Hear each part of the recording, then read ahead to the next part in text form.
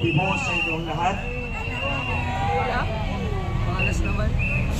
If I will describe Mr. Marcos in a few words, that would be, Ate Mami, do not trust ang Marcos. Do not trust with your life. Do not trust with your wealth. Do not trust with your future. Do not trust with your collective political power. Dahil uhaw na uhaw ang mga Marcos na yan ng kapangyarihan ng taong bayan. Hindi yan aalis. So I'll take up from yung sinabi ni Maestro Kaado Paglinawan, yung gera ni Marcos. 6 years akong katrabaho ang mag-asawa. Naputuloy, napindot ko.